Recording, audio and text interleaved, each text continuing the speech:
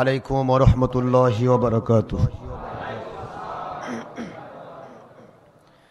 لله نحمده ونستعينه ونستغفره ونؤمن به ونتوكل عليه ونعوذ بالله من شرور أنفسنا ومن سيئات أعمالنا.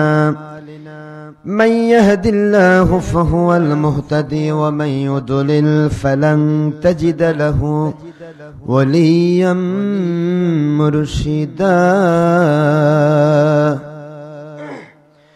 ونشهد أن لا إله إلا الله وحده لا شريك له. ونشهد أن سيدنا وسندنا وحبيبنا ومولانا محمدا عبده ورسوله الذي أرسله بالحق شاهدا ومبشرا ونذيرا وداعيا إلى الله بإذنه وسراجا منيرا. فقد قال الله تعالى في كلامه المجيد وفرقانه الحميد: أعوذ بالله من الشيطان الرجيم. بسم الله الرحمن الرحيم. إن الله وملائكته يصلون على النبي يا أيها الذين آمنوا صلوا عليه وسلموا تسليما. اللهم صل على مولانا رسول الله وعلى آله مولانا حبيب الله. আল্লাহ আপনি দয়া করুন, নসিব করুন সোনার মদিনা। আল্লাহ আপনি দয়া করুন, নসিব করুন সোনার মদিনা। নূর নবীজিকে বারবার স্বপ্নে না দেখাইয়া কবর দেশে নিবেন না। আল্লাহুম্মা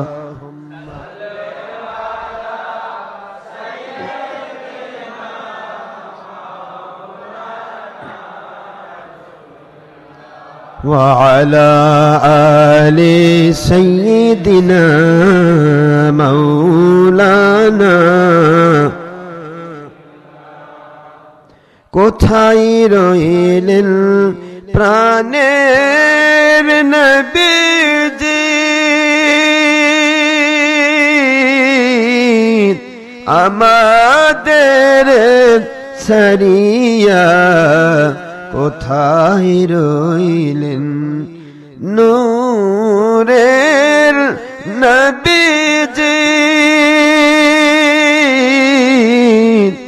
আমাদের ছাড়িয়া আপনি ব্যতীত কি লাভ হইবে এ পাপের ধরায় বাঁচিয়া। আল্লাহুম্মা সাইয়্যিদ سيدنا مولانا رسول الله وعلى مولانا حبيب الله মুআসসাস মুহতারাম সম্মানিত প্রিয় উপস্থিতি মুসলমান মুমিন মুত্তাকি ভাইরা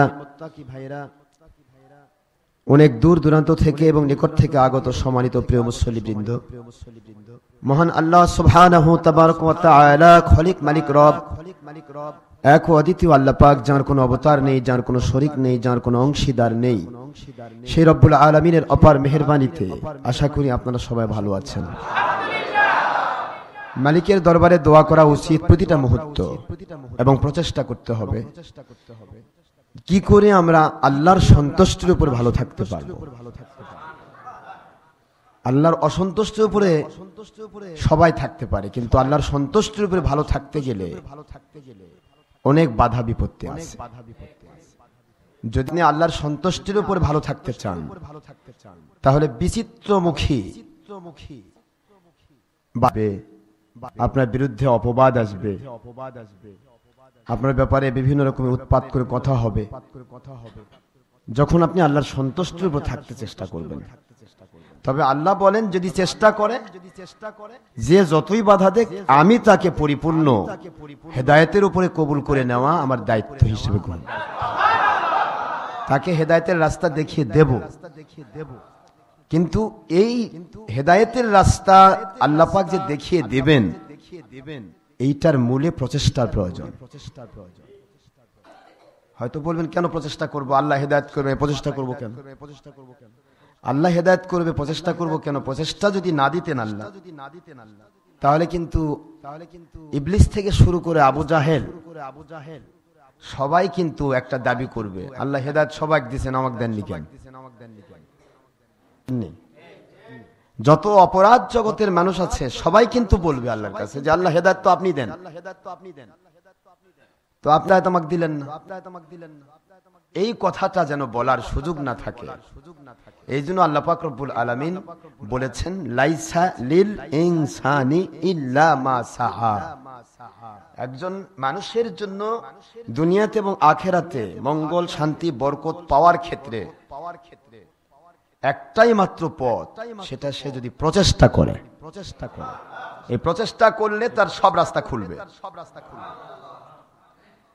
আমি বারবার বলছি একটা কারণেই আজকের দিনে হক পথে চলার জন্য হক পথে ওঠার জন্য আপ্রাণ প্রচেষ্টা প্রয়োজন অথচ আমাদের প্রচেষ্টা তো দূরের কথা চেষ্টাও নাই ইচ্ছাও নেই ইচ্ছা যদি থাকে তাহলে কিন্তু সে চেষ্টা করে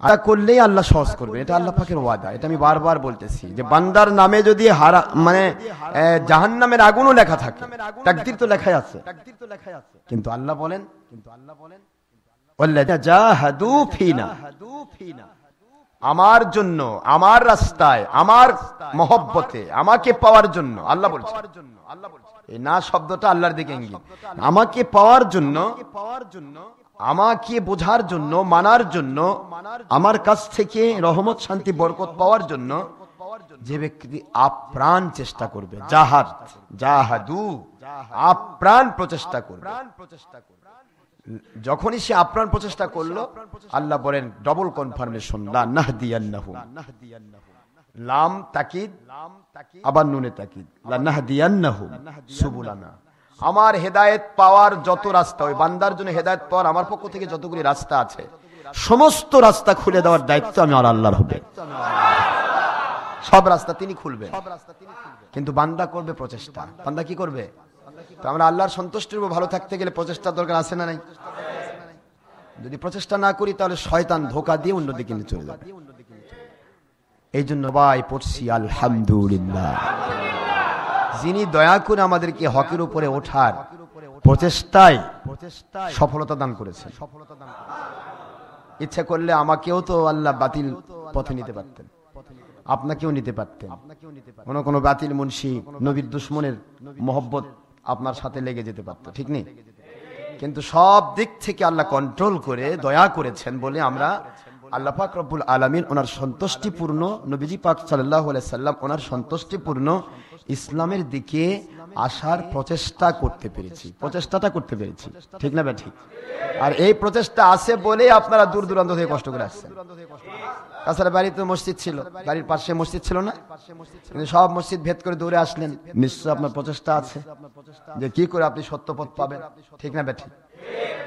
আমরা আল্লাহর কাছে আমরা দোয়া করব, পুরুষ মহিলা যিনি ইনসান ইন্টারনেট সহ সারা দুনিয়াতে যারা আমাদের সাথে সম্পৃক্ত হয়েছেন সকলের জন্য দোয়া করছি, আল্লাহ পাক যেন আমাদের এই প্রচেষ্টাটাকে আল্লাহর সন্তুষ্টির উপর ওঠার ক্ষেত্রে ওসিলা হিসেবে কবুল করে নেন। সবাই পড়ছে আমিন। দুনিয়ার জিন্দেগি কয়েকদিনের, এই কয়েকদিনের জিন্দেগি কিন্তু কাটবেই। আপনি যদি প্রতিদিন পোলাও খান তবুও কাটবে, প্রতিদিন ডাল ভাত খান তবুও কাটবে না। কিন্তু অনাদিকালের জীবন, অনন্তকালের জীবন, হুম ফিহা খালিদুন, এই চিরস্থায়ী জীবন যেটা, এই জীবনটা সুন্দর করার জন্য এই জীবন একটু কষ্ট করলে এটা বৃথা যাবে না, চিরস্থায়ী জীবনটা সুন্দর হবে। এই জন্য দরকার আল্লাহকে মেনে নেওয়ার, রাসূল পাক সাল্লাল্লাহু আলাইহি ওয়াসাল্লামকে মেনে নেওয়ার মূলে প্রথম কথা আমাদেরকে আল্লাহর আদেশ মানতে হবে, আল্লাহর নিষেধ ছেড়ে দিতে হবে, তাই না? তো আল্লাহর আদেশের মধ্যে কি কি আছে বলুন তো দেখি। মানবেন, সব আমরা আল্লাহর আদেশ মানব, কিন্তু আল্লাহর আদেশের ভিতরে কি কি আছে? শুধু কি নামাজ, শুধুই রোজা, শুধু হজ, শুধু যাকাত? এটা তো কমন, এটা থাকবেই। একজন মুমিন যদি বলে আমি আল্লাহর গোলাম, তাহলে তো নামাজ রোজা হজ যাকাত তার থাকবেই, থাকতেই হবে, না হলে সে গোলাম হতে পারবে না। গোলামের কাজ কি? মনিবকে মেনে নেওয়া না? তো মনিবকে না মেনে সে গোলাম হবে কেমনে?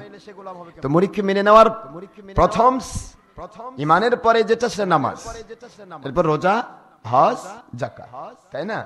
তাহলে এই কথা তো মেনে নিতেই হবে। এটা তো সবাই মেনে নিল, এটা ইয়াজিদরাও মেনে নিচ্ছে। ইয়াজিদ মেনে নেয়নি? ইয়াজিদ বাহিনীর একজনও ছিল না বেনামাজি, সেটা সেই সময়। ইয়াজিদ বাহিনীর একটা লোকও বেনামাজি ছিল না তখন, সবাই নামাজি ছিল।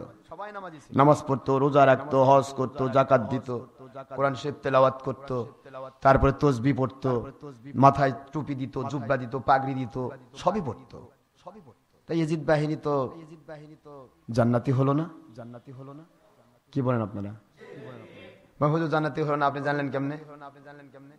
আমরা জানি না, আল্লাহ জানেন। তো তো আল্লাহ জানেন বলে আল্লাহ অ্যাডভান্স বলে দিয়েছেন, লিয়াগিজ বিহিমুল কুফফার, যারা আমার নবীর সাহাবীদের দুশমন আমি অ্যাডভান্স ফতোয়া দিয়ে দিলাম। আল্লাহ ফতোয়া দিয়েছেন, অ্যাডভান্স ফতোয়া দিয়ে দিলাম, তারা কাফির। কাফির যায় কই? জোরে বলুন। নাকি ইয়াজিদ আবার তওবা করবে? হ্যাঁ, তওবার সুযোগ থাকলো, যদি তওবার সুযোগ থাকতো তাহলে আমরা বলতে পারতাম না সে কাফির, বলা যাবে না। কিন্তু তওবার সুযোগ তো নেই। সুযোগ আছে? ও মরে গেছে। তো কাজে ইয়াজিদ বাহিনী কি? কাফির। তা কাফির কোথায় যাবে?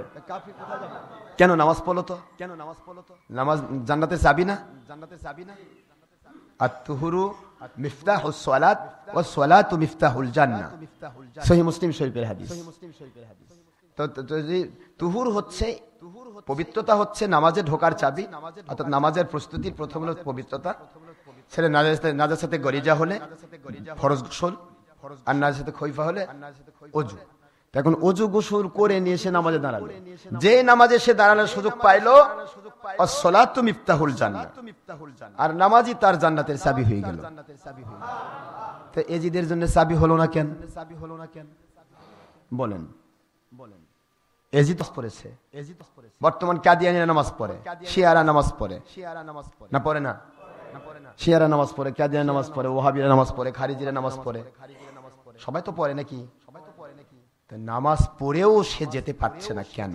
এই প্রশ্নটাই কিন্তু মূল বিষয়। এই প্রশ্নের উত্তর নিতে গেলেই বুঝবেন, যতগুলি গোষ্ঠী নামাজ পড়েও, রোজা রেখেও, হজ করেও, যাকাত দিয়েও আল্লাহকে সন্তুষ্ট করতে পারলো না, জাহান্নামে গেল, তার মূলে একটাই কারণ ছিল, আমার নবীজির দুশমনী। আর কোনো কারণ নেই। এখানে কিন্তু কোনো কারণ নেই, একটাই কারণ ছিল নবীজির দুশমনী। এখন নবীজি পাক সাল্লাল্লাহু আলাইহি ওয়াসাল্লামের দুশমনি করলে তার নামাজ রোজা হজ যাকাত কোনোটাই কাজে আসছে না। আর নবীজি পাক সাল্লাল্লাহু আলাইহি ওয়াসাল্লামের প্রেমের মধ্য দিয়ে নামাজ পড়লে ওই নামাজটা হবে 700 গুণ, মিনিমাম 10 ঊর্ধ্বে 700।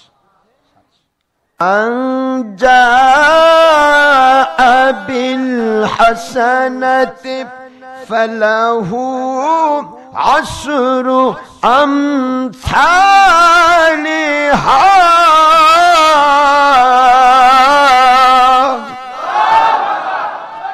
যে ব্যক্তি একটা মাত্র নেক আমল করবে মুমিন হওয়ার পর তার প্রত্যেকটা নেক আমলের মিনিমাম বদলা হবে 10 গুণ, মিনিমাম বদলা হবে, আর ঊর্ধ্বে 700, তার ঊর্ধ্বে ইন্নামা ইউফাস সাবিরুনা আজরাহুম বিগাইরি হিসাব।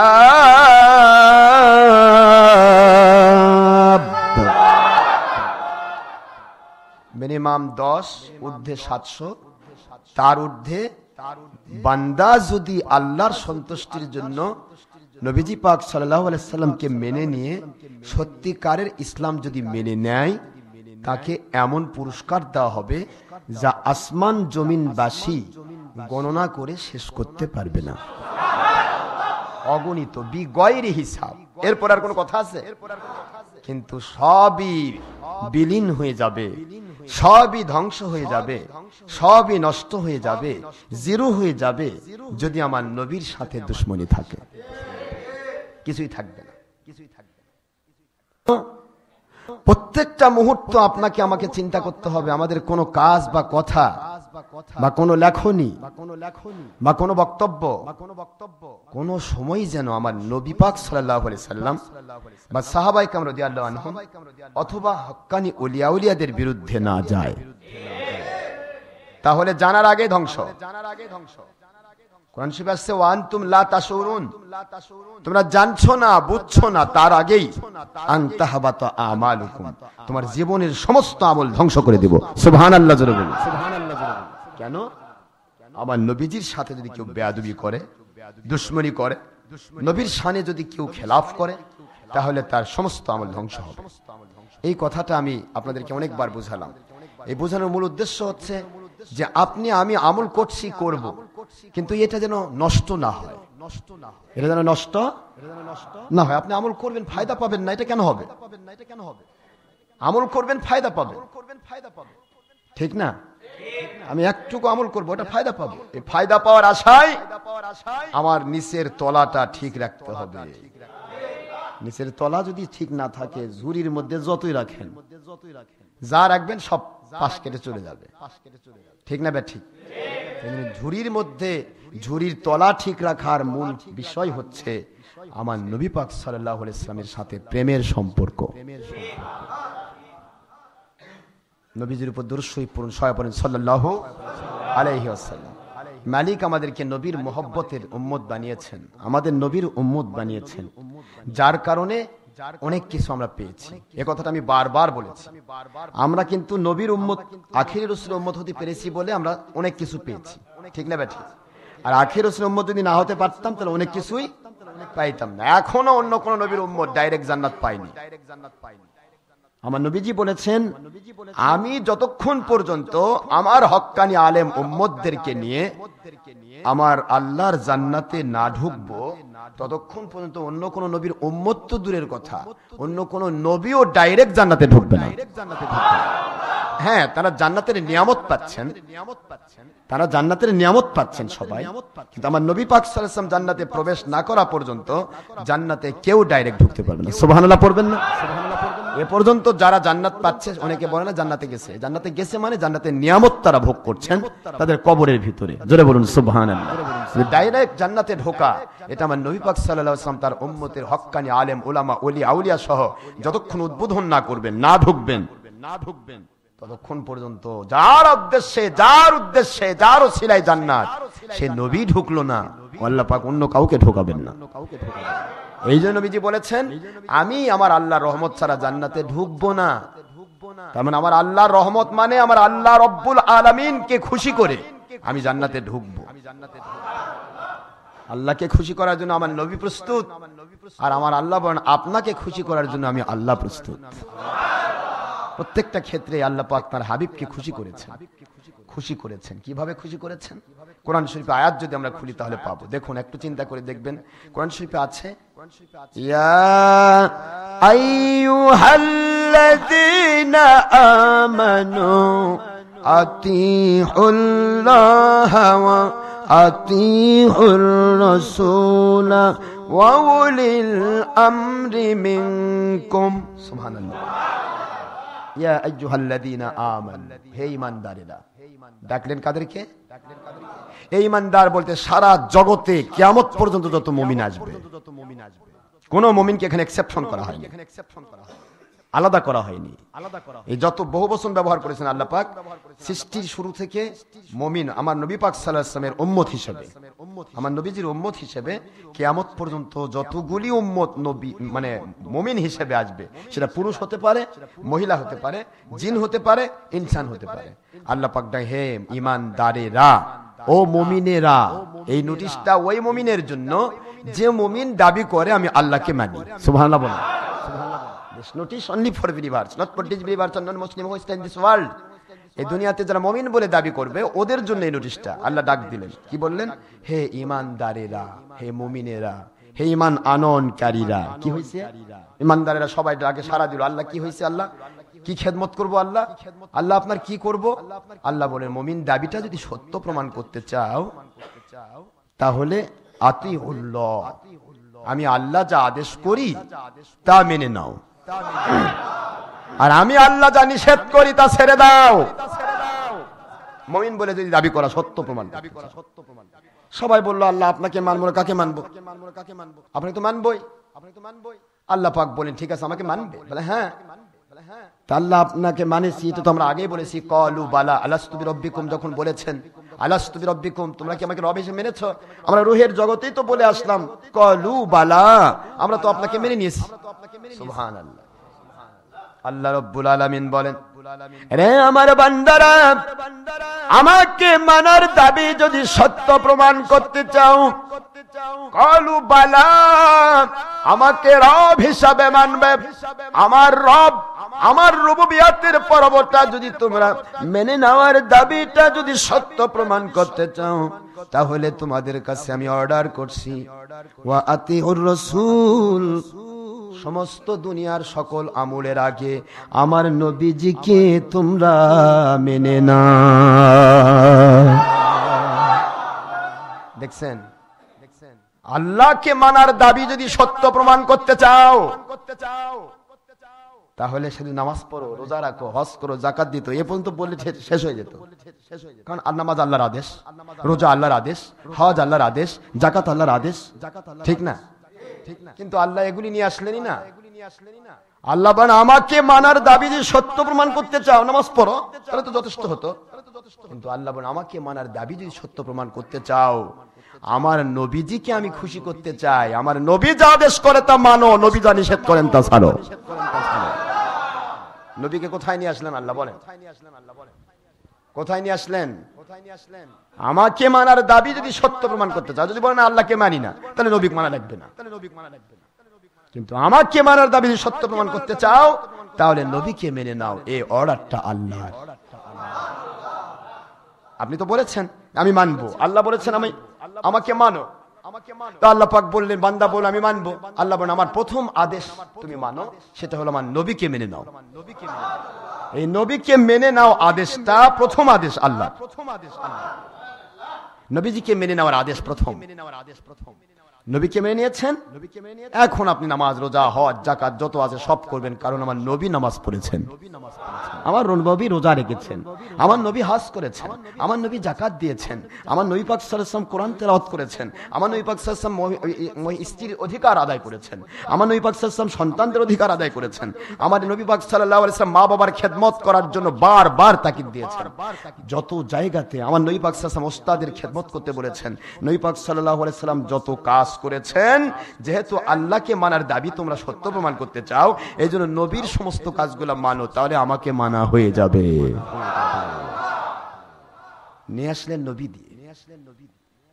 এই জন্য আল্লাহ বলেন, লাউলাকা লামা খালাকতুল আফলাক ওয়ালাউলাকা লামা খালাকতুল জান্নাতা ইয়া হাবিবি। আয় আমার বন্ধু, আপনাকে যদি আমি সৃষ্টি করার ইচ্ছা না থাকতো, আপনাকে যদি আমি সৃষ্টি না করতাম, আসমান জমিনের কিছুই সৃষ্টি করতাম না। এই কথা নিয়ে তো আবার ওহাবিরা বলতেছে যে এটা জাল হাদিস, মানে নবীর জন্য মহব্বতে আল্লাহ জান আসমান জমিন তৈরি করেছে, এটা জাল হাদিস। এবার জাল হাদিস না সহি হাদিস একটু দেখি তো। সহি মুসলিম শরীফ খুলুন, সহি মুসলিম খুললে এর মর্যাদা পেয়ে যাবে। সহি মুসলিম, মুসলিম শরীফ জাল নাকি? সহি মুসলিম, ফতুল মুলহিম, ফতুল মুলহিম, মিশকাত, মিরকাত, আশাতুন নামাজ, সুনাদ দারমি, দারে কুতনি, কিতাব আল-আথহার, মুসনাদ আব্দুর রাজ্জাক, মুসান্নাফ ইবনে আবি শাইবা, এগুলো সব সহি হাদিস। এগুলো সব সাহাবায়ে কেরাম তাবেঈদের যুগের হাদিস। কথা বুঝতেছেন না বুঝেন না? তো আল্লাহর হাবিব, যে আল্লাহর হাবিবের জন্যই যে আল্লাহ পাক আসমান জমিন তৈরি করেছেন, শুধু তাই নয়, আমার আল্লাহ বলেন আসমান জমিন শুধু না, আসমান জমিন তো দুনিয়া, আমি জান্নাত জাহান্নামও তৈরি করতাম না। এটা সুবহানাল্লাহ জোরে বলেন না কেন? লাউলাকা লামা খলাকতুল জান্নাতা ওয়ান নারা ইয়া হাবিবি।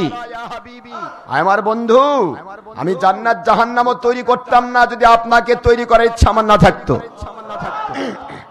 আমাকে ওরা কি মানবে? আপনাকে আমি মানাবো।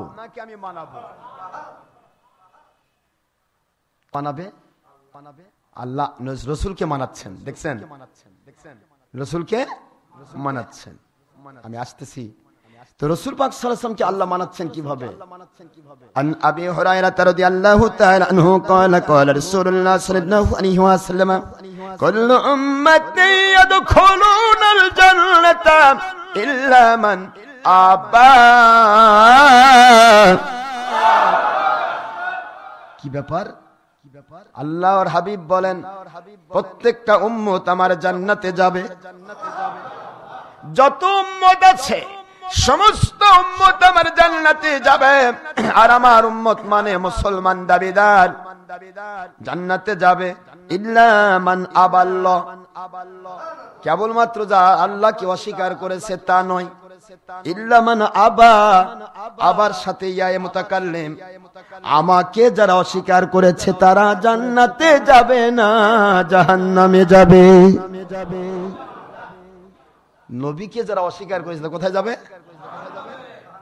আল্লাহ তো অস্বীকার করেনি, নবীকে অস্বীকার করে সে জাহান্নামে যাচ্ছে, জান্নাতে যাবে না। ইল্লা মান আবা, আল্লাহর হাবিবকে বলা হলো ওমান হিয়া ইয়া ওমান আবা ইয়া রাসূলুল্লাহ। ও আল্লাহর হাবিব, কোন মানুষটি নামাজ রোজা হজ যাকাত সব আপনার মুমিন মুত্তাকি সত্যিকারের উম্মত দাবি করার পরেও কোন উম্মতটি আপনাকে অস্বীকার করবে? আমার নবী বলেন আমাকে অস্বীকার করার অর্থ হলো মান আতআনি, মান আতআনি, যে ব্যক্তি আমার আদেশ মানলো, আমার নিষেধ ছাড়লো, ওই ব্যক্তি জান্নাতে যাবে। মান আতআনি, কেন আল্লাহর নবী তো বলে মান আতা আল্লাহ, মান আতা আল কুরআন, মান আতা আর রাসূল, মান আতা আল কুরআন, মান আতা আল হাদিস, মান আতা আল্লাহ দাখাল আল জান্নাহ। যে আল্লাহকে মানলো, যে কোরআনকে মানলো, হাদিসকে মানলো, সে জান্নাতে যাবে। হাদিস তো তাই আসলো না? মান আতআনি, যে আমাকে মানলো সে জান্নাতে যাবে। ওমান আসনি, যে আমাকে অস্বীকার করলো অর্থাৎ আমার আদেশ নিষেধ মানলো না, ফাকাদ আবা, সে আমাকে অস্বীকার করলো, সে জাহান্নামে যাবে। এখন আপনারা বুঝিয়ে দেন আমার আল্লাহ কি বুঝাতে চাচ্ছেন এখানে? আমার আল্লাহ বুঝাচ্ছেন আমার হাবিব জান্নাত তৈরি করতাম না, জাহান্নাম তৈরি করতাম না।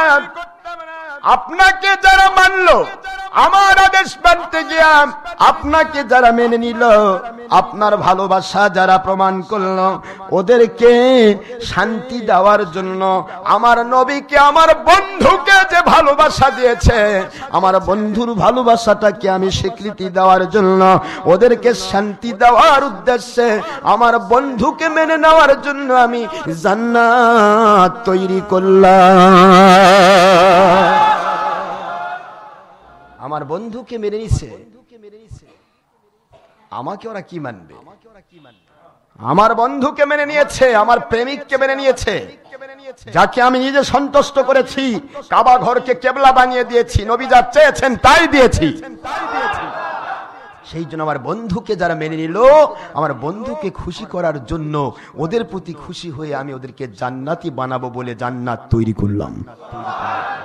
ওমান আসরি ফাকাদ আবা, মানে ও আমার হাবিব, যারা আপনাকে মানলো না, আপনার হুকুম মানলো না, আপনার নিষেধ ছাড়লো না, আপনাকে অস্বীকার করলো, আপনার অবাধ্যচারণ করলো, এই সমস্ত নাফরমান, আল্লাহ বলেন আমাকে মানার পরে আমার বন্ধুকেই সে মানলো না, আমার বন্ধুকে না মানার শাস্তির জন্য আমি জাহান্নামের আগুন তৈরি করলাম। আমার বন্ধুকে না মানার শাস্তি, সুবহানাল্লাহ জোরে বলুন। এই জান্নাত জাহান্নামও তৈরি করতেন না আমার আল্লাহ যদি আমার নবীজিকে না পেশ করতেন। সেই নবীর উপরে আমরা দুরূদ সালাম পড়ি, তা নিয়ে কত উৎপাত চলছে। আমি গত 2 জুমা আপনাদেরকে দলিল দিয়েছি, মোটামুটি গত জুমাতে দেওয়া হয়েছে স্বাভাবিক দলিলগুলো, যেগুলি ডাইরেক্টলি মিলাদ কিয়ামের দলিল আছে না নাই? অসংখ্য দলিল গত জুমাতে আমরা দিয়েছি। আজকে আমি আপনাদেরকে সামান্য একটু দিতে চাই, সেটা হলো যুক্তি ভিত্তিক দলিল। অনেক যুক্তি আছে যে যুক্তিগুলি দিয়ে আজকে মানুষ মিলাদ কিয়ামকে অস্বীকার করতে চেষ্টা করে, অনেক যুক্তি আছে। যুক্তি দিয়ে যুক্তি খণ্ডন করতে হয়, কোরআনের আয়াত দিয়ে কোরআনের আয়াত খণ্ডন করতে হয়, হাদিস দিয়ে হাদিস খণ্ডন করতে হয়। এখন আমরা এ পর্যন্ত যে হাদিসগুলি দিয়েছি, যে দলিলগুলো কোরআন শরীফ আয়াত দিয়েছি, কিয়ামত পর্যন্ত খণ্ডন করার মতো এরকম কোন হাদিস বা আয়াত কেউ দিতে পারবে না। সুবহানাল্লাহ বল। শুধু বলেই যাবে বেদাত, নাই নাই, কিন্তু নাই কোথায়? দলিল নাই। কিন্তু মনে রাখতে হবে, কোরআন শরীফের একটা আয়াতকে খণ্ডন করতে হলে কি দিয়ে খণ্ডন করতে হবে? আয়াত দিয়ে, তাও আবার ওই মানের আয়াত না, ওই আয়াতের পরে নাজিলকৃত নাসেখ আয়াত, নাসেখ আয়াত দিয়ে খণ্ডন করতে হবে। কিন্তু আয়াত দিয়ে খণ্ডন করা, আয়াত খণ্ডন করা সম্ভব না। এখানে আপনারা একটা আয়াত পেয়েছেন যেটা আমরা পড়লাম, ইন্নাল্লাহা ওয়া মালাইকাতাহু ইউসাল্লুনা আলান নবী। দেখেন আয়াতটা দেখেন, আল্লাহ পাক বলছেন, হে আমার নবীজি পাক সাল্লাল্লাহু আলাইহি ওয়াসাল্লামের প্রিয় উম্মতেরা, তোমরা খবরটা নিয়ে নাও যে আমি আল্লাহ আমার নবীকে কত ভালোবাসি। সারা জগৎবাসী আমার ইবাদত করে, আমার নবীও আমার ইবাদত করে, কিন্তু আমার নবীর প্রেমে আমি আল্লাহ পাক তার উপর দুরূদ শরীফ পেশ করি।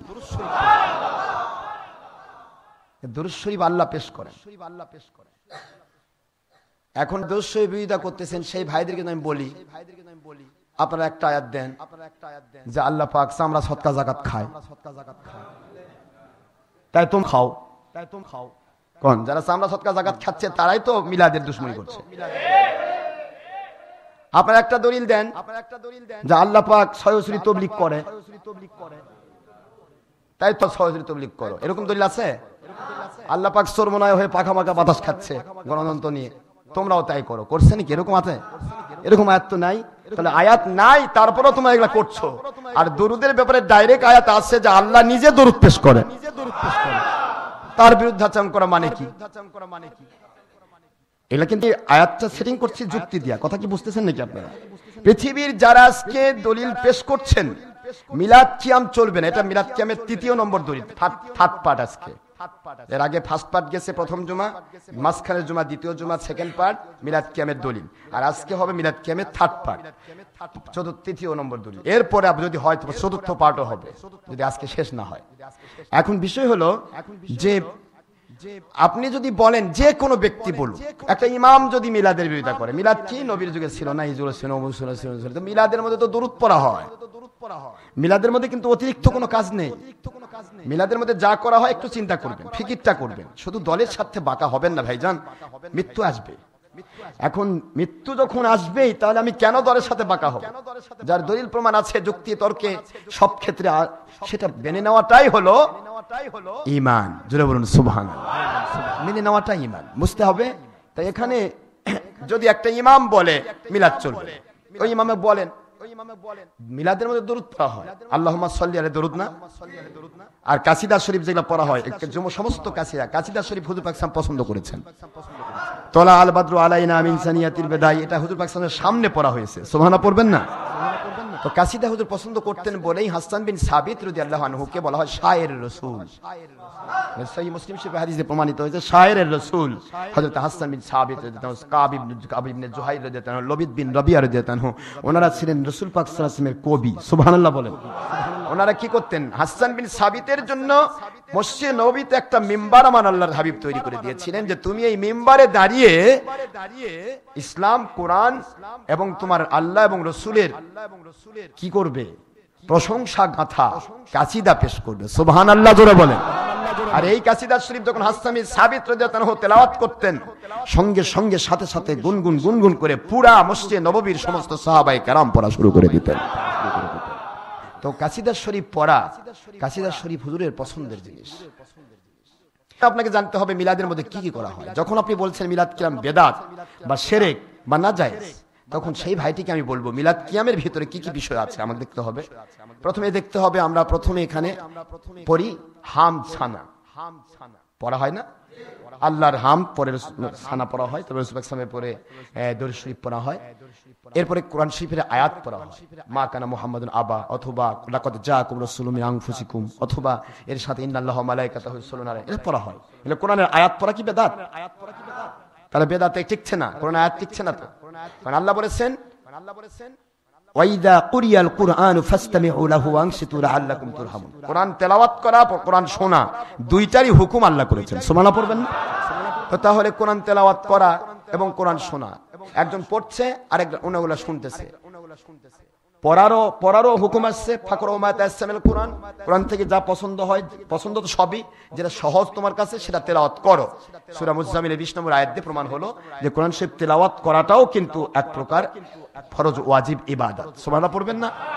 এখন এই শিখাটাই ফরজ, শিখে নিয়ে তারপরে যখন পড়বে তখন হবে নফল ইবাদত। এখন ফাকরাউ কোরআন এই আয়াতের এই আমর হিসেবে কোরআন তেলাওয়াত পড়ছে একজন, বিলাদের মাহফিলে পড়লো। আর ওয়াইদা কুরিয়াল কুরআনু ফাসতামিউ লাহু ওয়ানসিতু লাআল্লাকুম তুরহামুন, কোরআন শরীফের সূরাতুল আপনার আরাফ 204 নম্বর আয়াত শরীফ, 7 নম্বর সূরা 9 নম্বর পারা, এই আয়াত শরীফে আল্লাহ বললেন কোরআন শরীফ যখন তেলাওয়াত কেউ করছে তখন তোমরা শোনো এবং চুপ থাকো। সুবহানাল্লাহ বলেন। তাহলে কোরআন তেলাওয়াত করার সময় শুনতেছে, শোনার ফরজ ওয়াজিবটাও আমরা সবাই আদায় করলাম, ঠিক না বেটা? কি হবে? লাআল্লাকুম তুরহামুন, আল্লাহ বলেন তোমাদের উপর অযথ ধারায় রহমত নাজিল হবে। তাহলে কোরআন তেলাওয়াতটাকে আপনি বেদাত শিরকের আওতায় নিতে পারলেন না, গেল কোরআন তেলাওয়াত হয়ে গেল। কোরআন তেলাওয়াত হওয়ার সাথে সাথে আমার নবীর উপর দরুদ শুরু হয়ে গেল, আল্লাহুম্মা সাল্লি আলা মাওলানা মুহাম্মদ। কি ঠিক নেই? দরুদ শরীফ পড়া হয় না, হয় না? নাকি গান গাজনা হয়? তাহলে দরুদ পড়া হচ্ছে। দরুদটা কি? যৌথ ভাবে। দরুদটা কি? এখন আল্লাহ যেখানে আদেশ করেছেন, আল্লাহ খবর দিচ্ছেন, সেখানেও যৌথ। ইন্নাল্লাহা ওয়া মালাইকাতাহু, নিশ্চয় আল্লাহ এবং ফেরেশতাগণ, এক বচন না বহু বচন? ইউসাল্লুনা, তারা সকলেই, যৌথ না একা? তারা সকলেই দরুদ ছাড়া পেশ করছে। সুবহানাল্লাহ পড়বেন না? আচ্ছা, তাহলে কোরআন শরীফের আয়াতেই যৌথভাবে দরুদ শরীফ পড়ার খবর দেওয়া হলো। কি হলো? খবর। এখন পড়ার ক্ষেত্রে যে আদেশ হলো, ইয়া আইয়ুহাল্লাযীনা আমানু সাল্লু আলাইহি ওয়া সাল্লিমু তাসলিমা।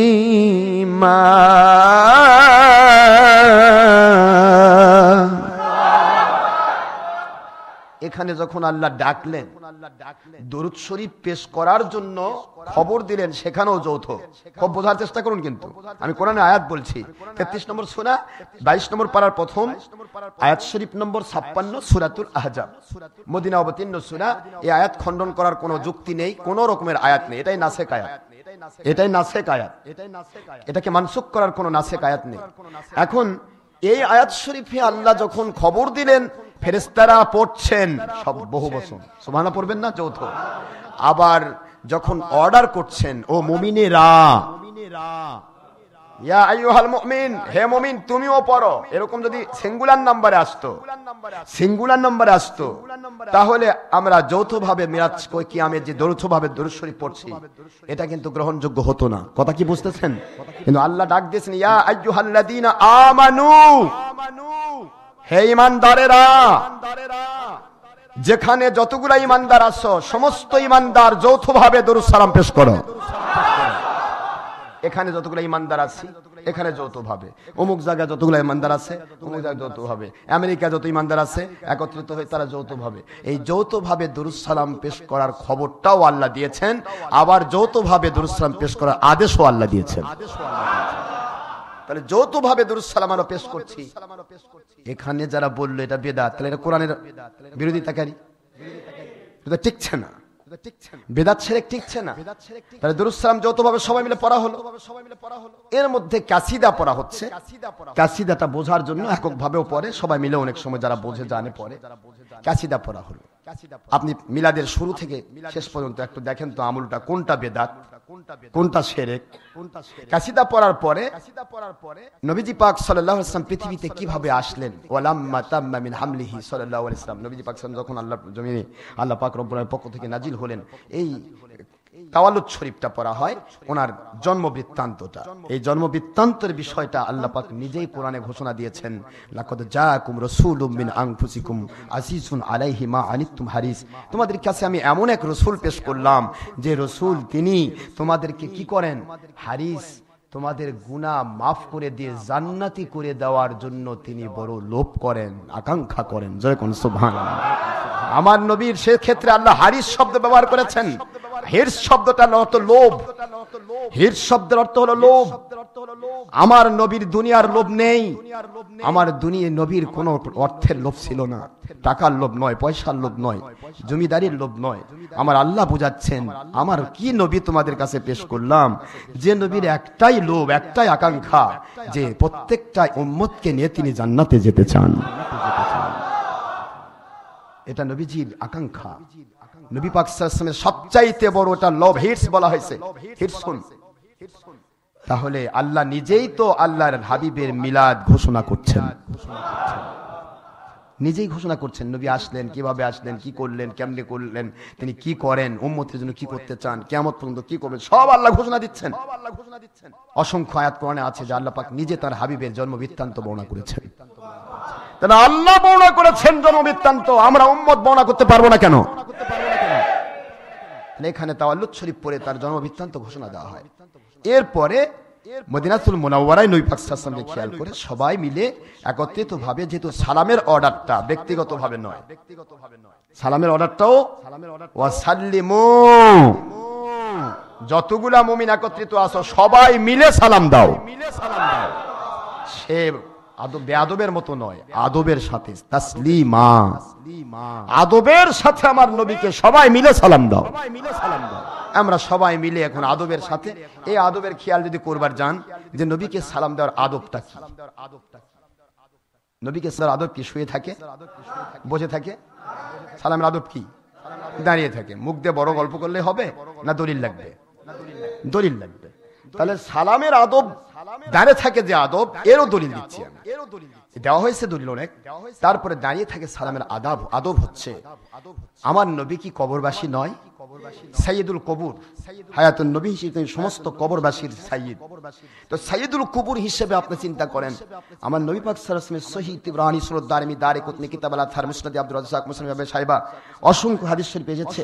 আমার নবী পাক সাল্লাল্লাহু আলাইহি ওয়াসাল্লাম যখন জান্নাতুল বাকি গোরস্থান জিয়ারত করতেন, আম্মাজান খাদিজাতুল কুবরা রাদিয়াল্লাহু আনহা, উনি যে শুয়ে আছেন জান্নাতুল মুআল্লাতে, কাবা ঘরে, মানে মক্কা শরীফে, সেখানে যখন হুজুর যখন জিয়ারত করতেন, জান্নাতুল বাকি মদিনা শরীফে মসজিদ নববীর পাশে যে গোরস্থান আছে, এই গোরস্থান যখন আমার নবী পাক সাল্লাল্লাহু আলাইহি ওয়াসাল্লাম জিয়ারত করতেন, তখন সকল কবরবাসীকে উল্লেখ করে হুজুর পাক সাল্লাল্লাহু আলাইহি ওয়াসাল্লাম বসে সালাম দিতেন না, দাঁড়িয়ে সালাম দিতেন। দাঁড়িয়ে সালাম দেওয়া হলো কবরবাসীর প্রতি আদব।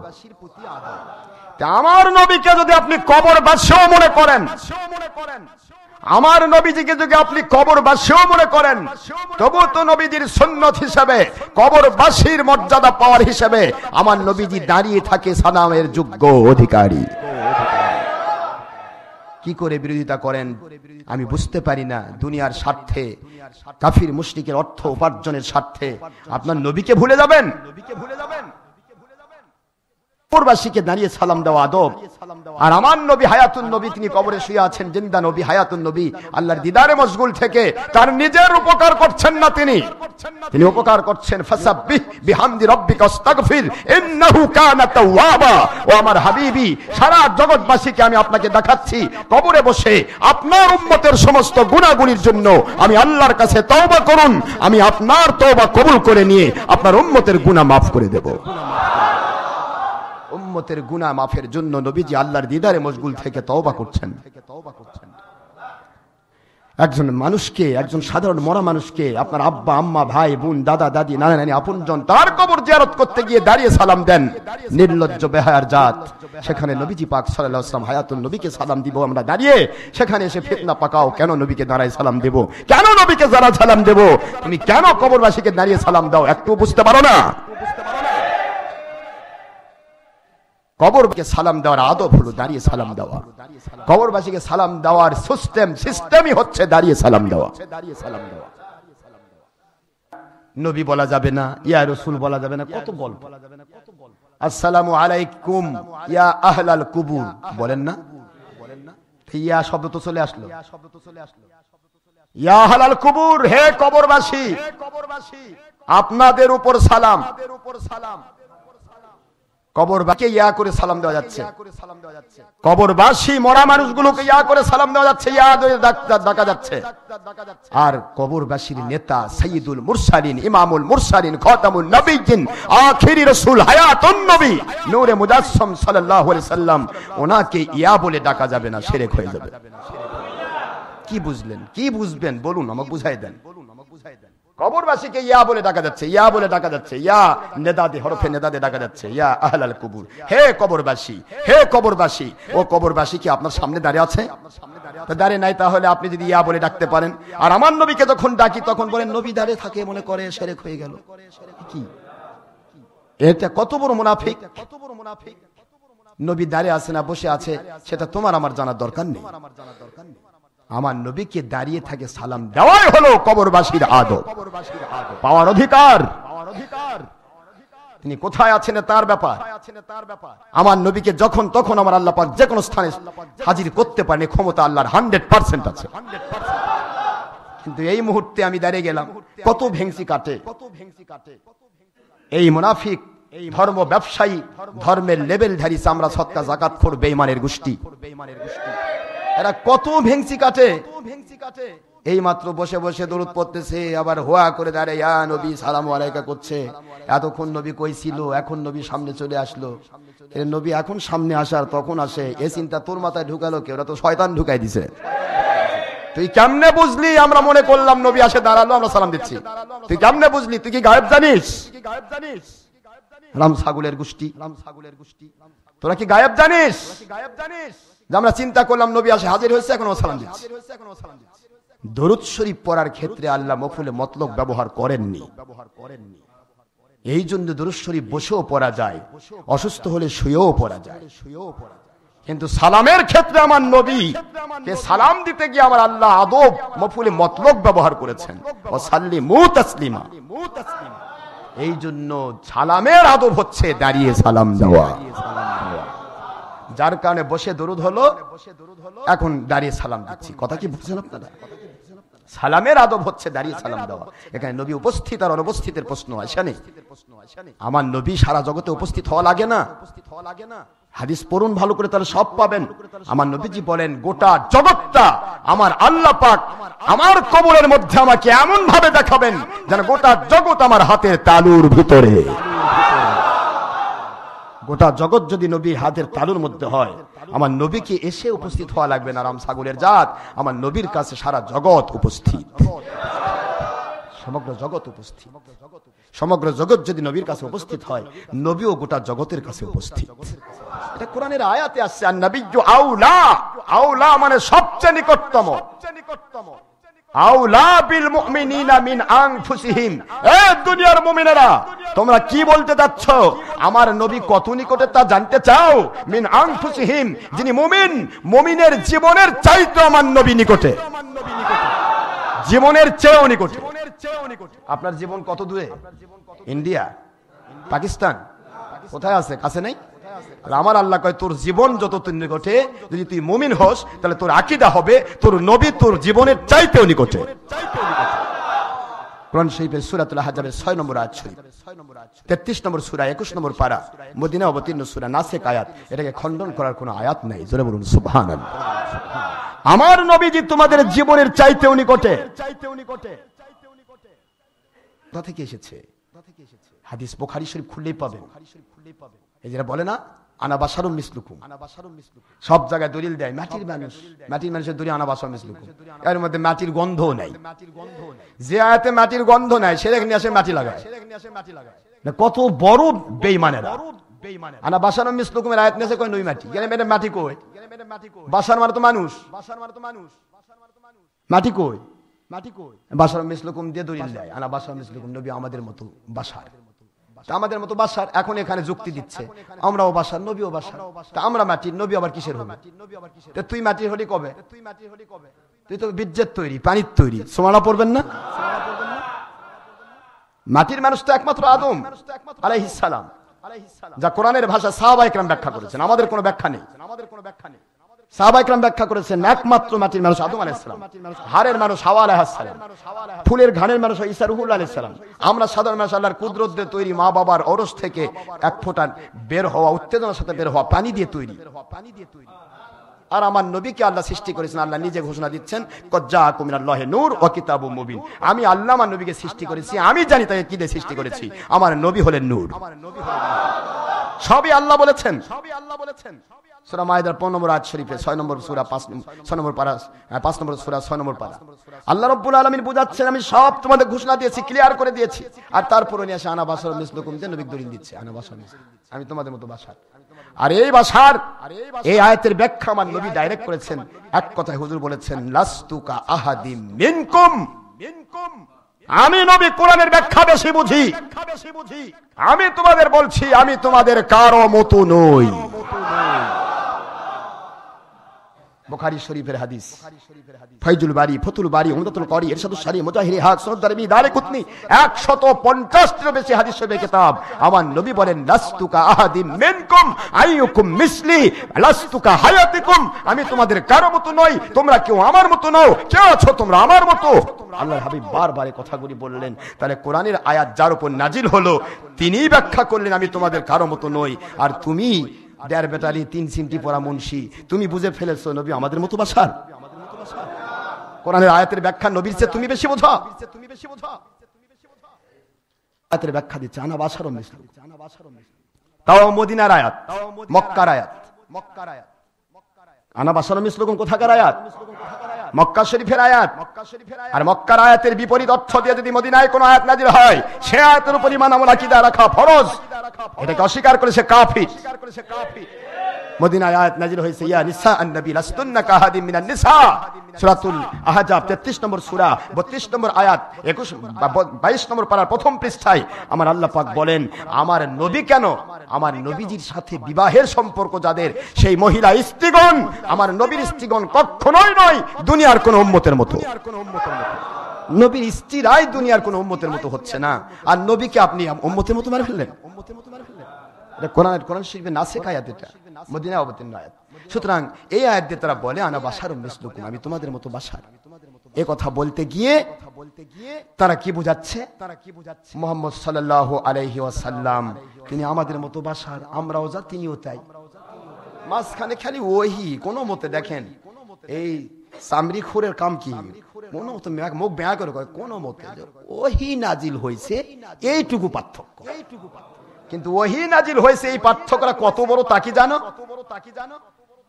লাউ আনজালনা হাদাল কুরআন আলা জাবালিল লারাআইতাহু খাশিআম মুতাসাদ্দিআম মিন খাশিয়াতিল্লাহ।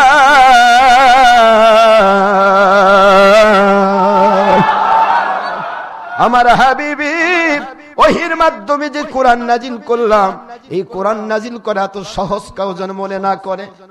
এই কোরআন যদি আমি পাথরের পাহাড়ের উপর রেখে দিতাম নবীজি গো, পাথরের পাহাড় ভয়ে থরথর করে কেঁপে গলে মাটির সাথে মিশে গিয়ে সাগরের সাথে বিলীন হয়ে যেত। পাথরের পাহাড় নিতে পারত না, তা আমি আপনার উপর নাজিল করেছি। সেই নবীকে আপনার সাথে তুলনা করছেন। এই ব্যাখ্যা যদি সম্ভব হয় পরে বলা হবে, আজকে যেটা উদ্দেশ্য তো এটা নয়। এই আনা ভাষার মিসলুকুমের ব্যাখ্যায় নবীজি বললেন, লাস্তুকা আহাদিন মিনকুম, আমি তোমাদের কারো মতো নই। কারো মতো নই, হুজুর কারো মতো নই। এই হাদিসের ব্যাখ্যা, এই হাদিসের এবারত শেষ হয় না। হুজুর বলেন কেন? আমি সামনে যতদূর দেখি পিছনে ততদূর দেখি, ডানে যতদূর দেখি বামে ততদূর দেখি। দেখেন দেখা পায়, বুখারী শরীফের হাদিস। আবার হুজুর বলেন কেমন তোমাদের মতো নয় তা জানো? আমি যদি না খাই, সাওমে বেসালটা তোমরা করো না, না খেয়ে রোজা, এই না খেয়ে রোজাটা আমি রাখতে পারি, কারণ আমি তোমাদের মতো নই। কারণ আমি তোমাদের মতো নই। তোমরা না খেলে তোমাদের ভিতরে খাদ্য ঢোকে না, আর আমি না খেলে আমার আল্লাহর কুদরতি জান্নাতের খাদ্য আমার ভিতরে ঢোকে। এটা বুখারী শরীফের হাদিস। ভিতরে জান্নাতের খাদ্য ঢোকে। আমি যদি 1 মাস না খাই তবু আমার আল্লাহ আমাকে কষ্ট দিবেন না, কারণ আমার আল্লাহ আমাকে মহব্বত করে তৈরি করেছেন। জান্নাতের খাদ্য ঢুকাই দেয়। এই জন্য আমি তোমাদের কারো মতো। সাহাবায়ে কেরাম হুজুর আপনি দুনিয়াতে যেমন ডানে বামে সামনে পিছে সমান দেখেন, ইয়া রাসূলুল্লাহ ইয়া হাবিবাল্লাহ হুজুর আপনি কি কবরেও তাই দেখবেন? জি আয়াত তেলাওয়াত করেন, ওয়ালাল আখিরাতু খায়রুল লাকা মিনাল উলা।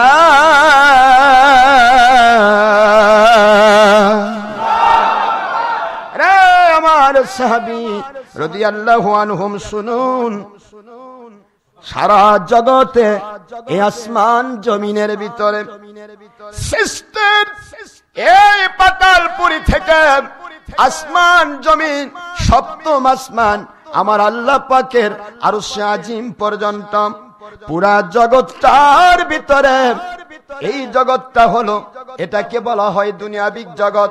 এই জগতের ভিতরে আমাকে আমার আল্লাহ যত পাওয়ার দিয়েছেন, যে পাওয়ারে আমি আল্লাহর আরশে উঠতে পারি, কি কোন এই পাওয়ার, যে পাওয়ার আমার আল্লাহ দুনিয়ার মধ্যে দিয়েছে, কোন পাওয়ার আমার নবীকে দেওয়া হলো? আরশে আজিম পর্যন্ত ওঠা। আর দুনিয়ার বিজ্ঞানীরা প্রথম আসমান আবিষ্কার করতে পারলো না, মহাশূন্য বলল। কারণ হলো তাফসীর সূরাতুল মুলক খুললে পাবেন। এই সূরাতুল মুলকের তাফসীরে বলা হচ্ছে আসমানের দূরত্ব সামাওয়াত যদি বলো, প্রথম আসমান যদি দেখতে চাও পৃথিবীতে এমন একটা রকেট বানাও, যেই রকেটটার দ্রুতগামিতা হবে, যেই রকেটটার চলমান গতি হবে 1 নয় 2 নয় 1 2, মাঝখানে 1 সেকেন্ড সময়, এই সময়ের ভিতরে 1,86,000 মাইল বেগে যাবে। আলোর গতি সম্পন্ন একটা রকেট, ওই রকেটটা উইদাউট স্টপেজ কন্টিনিউয়াসলি যদি উপরের দিকে উঠতে থাকে 500 বছর। কয়শো বছর? 500 বছর যদি এই রকেট উঠে, তারপরেও আল্লাহর প্রথম আসমানের খবর নেওয়া আমার নবী ছাড়া কারো পক্ষে সম্ভব নয়।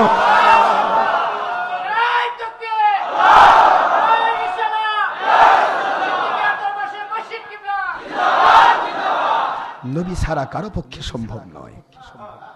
500 বছর কে বয়স পাবে? কে? আবার উইদাউট স্টপেজ কন্টিনিউয়াসলি চলবে। প্রথম আসমান, দ্বিতীয় আসমান, তৃতীয় আসমান, চতুর্থ আসমান। বুঝতে পারতেছেন না? একটু বুঝে আসে না? নবী আমাদের মতো কানার জাত, একটুতে পারো না?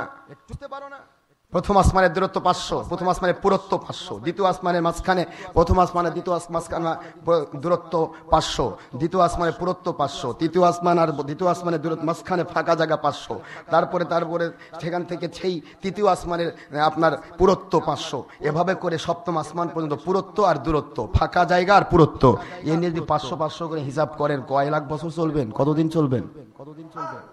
এরপরে সিদরাতুল মুনতাহা, আমার নবী বলেন সপ্তম আসমানের উপরে ভাগে সিদরাতুল মুনতাহা, ডেঞ্জার বর্ডার ফর জিবরিল আমিন আলাইহিস সালাম। এই ডেঞ্জার বর্ডার থেকে নিচের দিকে যত দূরত্ব, তার চাইতে অনেক গুণ বেশি দূরত্ব আমার আল্লাহর আরশে আজিম পর্যন্ত জায়গা। আমার নবী বলেন আমার আল্লাহ দুনিয়াতে এই পাওয়ার আমাকে দিয়েছেন। রে সাহাবী, এই দুনিয়াতে এত পাওয়ার আমার আল্লাহ দিয়ে বলেন না এতটুকুই পাওয়ার আপনাকে দিলাম, বরং আমার আল্লাহর কোরআন ঘোষণা দেন ওয়ালাল আখিরাতু খায়রুল লাকা মিনাল উলা।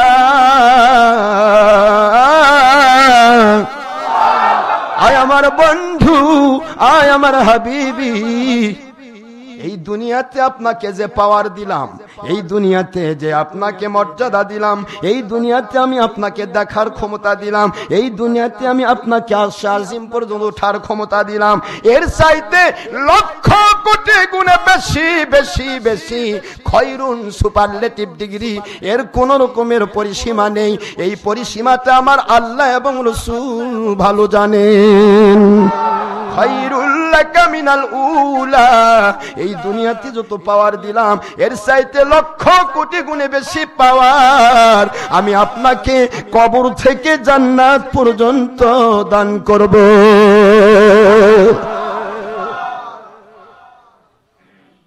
একটু বোঝার চিন্তা করতে হবে।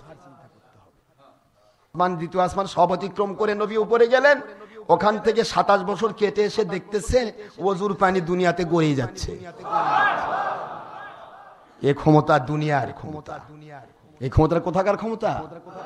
আল্লাহর ক্ষমতা, কিন্তু আমার নবীকে দেওয়া হয়েছে দুনিয়ার ক্ষমতা। আর এর চাইতে লক্ষ কোটি গুণে বেশি পাওয়ার দেওয়া হবে কবর থেকে জান্নাত পর্যন্ত। ওটা কোন ক্ষমতা? লক্ষ কোটি লক্ষ কোটি রহমত, বরকত, শান্তি যে নবীকে আল্লাহ দান করেছেন। আর এই কোটি কোটি তার উম্মত, সমস্ত উম্মতকে আমার নবী সুপারিশ করবেন। বুঝতে পারতেছেন না উম্মত কি? উম্মতের কাছে নবী যেতে পারবে না? পারবে না? এটাই আল্লাহ দেখায় দিলেন। নবীর কাছে সময়টা কত কি দেখ। উপরে 27 বছর কাটালো, বাড়িতে আসে দেখে অজুর পানি গড়িয়ে যাচ্ছে। আমার নবীর কাছে সময়ের ব্যবধানটা এইরকমই। জোরে বলুন সুবহানাল্লাহ।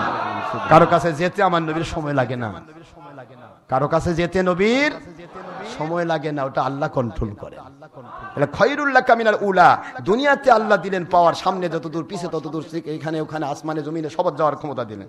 এখন আমার নবীকে আল্লাহ কবরে নিছেন, ওখান থেকে আল্লাহ নবীকে কোথাও যাওয়ার ক্ষমতা দিবেন না আল্লাহ, না? সব সলভ করে নিছেন তো। কোরআনের আয়াত বলছে কবরে আরো বেশি ক্ষমতা দিব। সুবহানাল্লাহ পড়বেন না? এই জন্য আমার নবীর ক্ষমতার মধ্যে থেকে একটা ক্ষমতা শোনো, গোটা জগতে আমাকে যেতে হবে না, গোটা জগৎটা আমার হাতের তালুর ভিতরে। নবী উপস্থিত হওয়া লাগে না গোটা জগৎ তার কাছে উপস্থিত? তাহলে ইয়া নবী সালামু আলাইকা করে সালাম দিচ্ছি আর এক ভেংসি কাটতেছে, নবী আসে গেল। তো নবী আসে গেলে এতক্ষণ কই ছিল?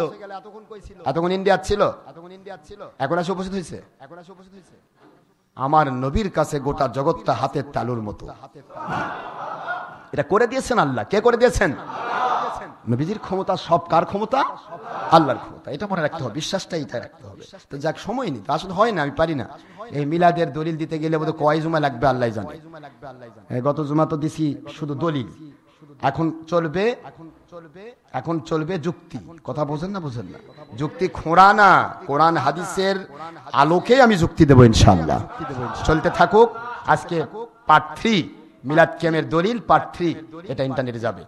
আজকের মতো এখানে শেষ করছি। তো নবী পাক সাল্লাল্লাহু আলাইহি ওয়াসাল্লামকে সালাম দিতে গেলে বোঝার চেষ্টা করুন, শুধু এইটুকু শেষ করে দেই। তাহলে মিলাদের মধ্যে কিয়ামের মধ্যে আমরা কি কি আমল করি? প্রথমে কোরআন তেলাওয়াত, তারপরে দরুদ শরীফ, তারপরে কাসিদা শরীফ, তারপরে কিছু আলোচনা তার জীবনী করা হলো, তারপর তাওয়াল্লুদ শরীফ, জীবনী বৃত্তান্ত। এরপরে নবী পাক সাল্লাল্লাহু আলাইহি ওয়াসাল্লামকে মহব্বত করে মদিনাতুল মুনাওয়ারায় সাইয়্যিদুল কুবুর হিসেবে দাঁড়িয়ে সালাম দেওয়া হয়, নবীর সুন্নাত হিসেবে। এই দাঁড়িয়ে সালাম দেওয়াটাই আদব। এই দাঁড়িয়ে সালাম দেওয়ার পরে বসে থেকে আদব, মুনাজাতের আদব যেহেতু বসা, মুনাজাতের আদব কি? বসা। এই জন্য বসে গিয়ে কিছু কোরআনের আয়াত শরীফ, কিছু এটা ওটা তেলাওয়াত করে সূরা ইখলাস, সূরা ফাতিহা পড়ে তারপরে আল্লাহর কাছে দোয়া করা হয়। বলুন তো, মিলাদের শুরু থেকে দোয়া পর্যন্ত কোন আমলটা বেদাত, কোন আমলটা শিরক? সব কটা কোরআন সুন্নাহ হাদিস দিয়ে প্রমাণিত। তারপরে যদি কয় বেদাত শিরক, তাহলে এরা কাফির না? তুমি পড়ো আর না পড়ো, তুমি পড়ো না পড়ো, একটা মানুষ নামাজ পড়ে না সেটা এক জিনিস, সে কবিরা গুনাহ করছে, একদিন তওবা করে ফিরে আসবে। কিন্তু যদি বলে নামাজ পড়া লাগবে না, নামাজ পড়া যাবে না, সে কাফির হবে না? দরুদ সালামের বিষয়টা একই। দরুদ সালাম আপনি পড়ছেন না, পড়েন না, কে আপনাকে কার ঠেকা পাচ্ছে আপনাকে জুলুম করে পড়াবে? দরকার নাই। আপনার নবী প্রেমের দরকার নাই, আমি কি জুলুম করে নবী প্রেম ঢুকাই দেবো? যেটা মদখোর মদের দিকে দৌড়াবে, যেটা দুধখোর দুধের দিকে দৌড়াবে। কথা ঠিক না? ঠিক। আমার আপনি যেখানে যান, আমি মদটা দেখে দিচ্ছি, দুধটা দেখে দিচ্ছি। এখন আপনার কপাল, মদ খাবেন না দুধ খাবেন, ওটা আপনার ব্যাপার। কিন্তু বলবেন মদ জায়েজ আর দুধ জায়েজ নাই, তাহলে তো আপনি ডবল বেঈমান। কথাটা এইটা হচ্ছে না? তো সুতরাং মিলাদ কিয়ামকে সেই ব্যক্তি যদি বলে দুরূদ সালাম এখানে পড়া হচ্ছে, কোরআন তেলাওয়াত করা হচ্ছে, এটাকে বেদাত বলতে গেলে প্রত্যেকটা আয়াত এখানে বেদাতের মধ্যে চলে আসতেছে। কোরআন শরীফ কয়বার অস্বীকার করা হলো? একবার কোরআন শরীফ তেলাওয়াত করা হচ্ছে, সেটাকে বেদাত ঘোষণা দেওয়া হলো। কোরআন পড়া, তেলাওয়াত করা দুটাই আল্লাহর হুকুম, দুরূদ সালামের হুকুম আল্লাহর। তারপরে কাসিদা শরীফ পড়া, নবীজির জীবনী বৃত্তান্ত আলোচনা করা কোরআন সুন্নাহ সম্মত। তারপরে সালাম দেওয়া, দোয়া করা, সব কোরআন সুন্নাহ সম্মত। তাহলে এটাকে যদি বেদাত শিরক বলা হয়, কয়টা স্টেপে তাকে কোরআন হাদিস অস্বীকার করতে হচ্ছে? কথা ঠিক না? ঠিক। এখন আপনি বলতে পারেন যে হুজুর আমি আয়াত পাইছি, এরকম একটা আয়াত পাইছি যে আয়াতে আল্লাহ বলেছেন নিশ্চয়ই আমি আর আমার ফেরেশতারা দুরূদ সালাম পড়ি না, সুতরাং হে মুমিনেরা, মুমিন বলে যারা দাবি করো, তোমরা কখনো আমার নবীর উপরে দুরূদ সালাম পেশ করো না। এরকম একটা আয়াত আমি পেয়ে গেছি হুজুর, এটা ওই সূরা আহজাবের 56 নম্বর আয়াত। আমর যে দুরূদ সালাম পেশ করো, এবং আমি আল্লাহ এবং ফেরেশতাগণ দুরূদ সালাম পেশ করে থাকি, এই আমর, এই আদেশকে খণ্ডন করার জন্য এটার পরে নাজিলকৃত আরেকটা আয়াত আমি পাইছি, মদিনার আয়াত। সে আয়াতে আছে নবী পাক সাল্লাল্লাহু আলাইহি ওয়াসাল্লাম কোনদিন ওনার উপর আল্লাহ এবং আল্লাহর ফেরেশতাগণ দুরূদ সালাম পড়েন না, তোমরা খবরদার দুরূদ সালাম পেশ করো না। এরকম একটা আয়াত যদি কিয়ামত পর্যন্ত টাইম দেওয়া হলো, কোন মিলাদ কিয়াম বা দুরূদ সালাম বিরোধী সমস্ত বেঈমানের গোষ্ঠীরা একটা আয়াত যদি দেখাতে পারো, আমরা মিলাদ কিয়াম দুরূদ সালাম সব বাদ দেব আল্লাহর কোরআনের নাসেখ আয়াত মানার জন্য। এই নাসেখ আয়াত যতক্ষণ না দিতে পেরেছেন, ততক্ষণ পর্যন্ত মিলাদ কিয়াম দুরূদ সালাম যেভাবেই দুরূদ সালাম পড়া হোক, এর দুশমনি করা মানে কোরআন শরীফের সূরা আহজাবের 56 নম্বর আয়াতকে অস্বীকার করা। আর কোরআনের আয়াত অস্বীকার করলে পাকা ইমানদার হয় না, ইমান যায়? ইমান থাকলে তো যাবে, ইমান তো আগেই গেছে। 88 সালের বন্যায় ধুয়ে মুছে সাপ, এই জন্য ইমান নাই, যার কারণে এরা যা ইচ্ছা তাই বলতে পারে। যাক, আল্লাহ পাক আমাদের বোঝার তৌফিক দিন। আমি কোরআন হাদিসের দলিল সাপেক্ষে যুক্তি তর্ক দেব, যেহেতু ইজমা এবং কিয়াস দুটাই আমাদের দলিল। কোরআন শরীফ, হাদিস শরীফ, ইজমা, কিয়াস, এই চারটাই হলো দলিল। তার মধ্যে কোরআন হাদিসের দলিল আমরা দিয়েছি, এখন চলবে ইজমা আর কিয়াসের দলিল। কথা কি বুঝতে পেরেছেন? আল্লাহ পাক আমাদের বোঝার তৌফিক দিন। ওয়া আলাইনা ইল্লাল বালাগ ওয়া আখিরু দাওয়ানা আলহামদুলিল্লাহি রাব্বিল আলামিন। যারা সুন্নাত নামাজ আদায় করেন নাই, অনুগ্রহপূর্বক ক্বাবলাল জুমআ 4 রাকাত সুন্নতে মুআক্কাদা আদায় করুন, সময় 5 মিনিট। আসসালামু আলাইকুম ওয়া রাহমাতুল্লাহি ওয়া বারাকাতুহু।